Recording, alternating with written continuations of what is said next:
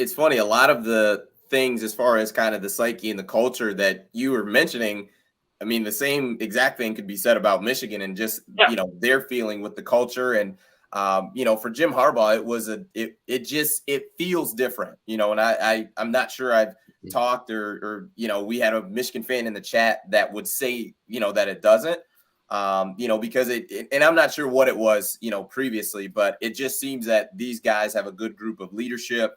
Guys that are unselfish, like just laser focused on, the process and the plan. Don't blame one another about anything. Yep.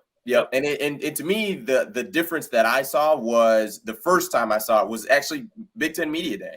Mark and I talked about it, but it was the first time that, Jim Harbaugh was in front of a microphone, and he's been at Michigan where it just wasn't any goofy stuff. Like it was, clear, concise.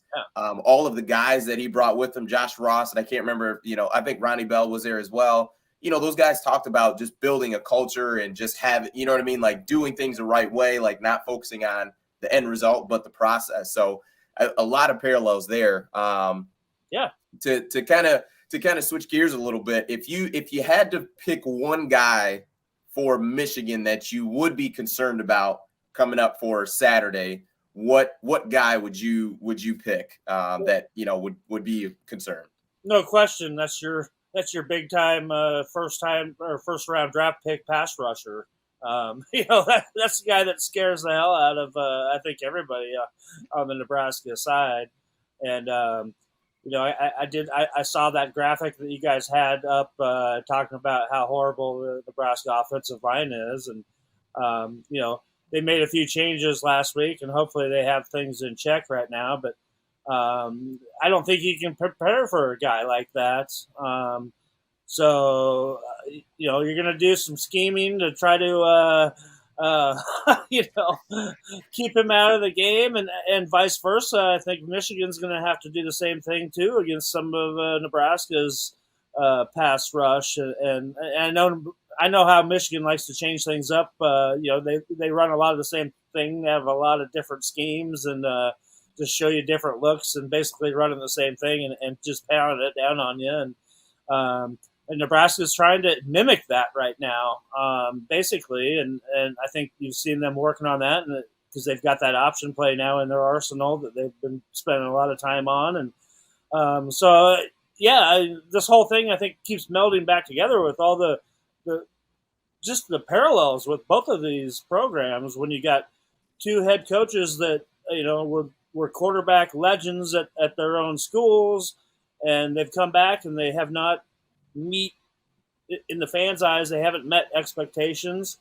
And I think, Michigan was a little bit better off when Harbaugh took over than Nebraska was when Frost took over.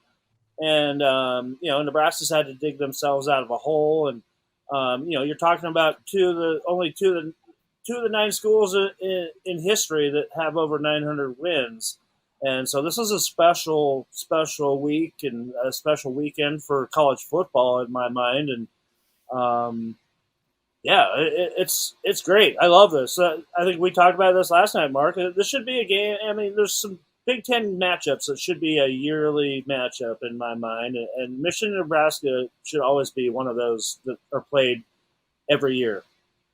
Greg's got about 10 of those, though. And I was trying to explain to him last night, it's not logistically possible. Right.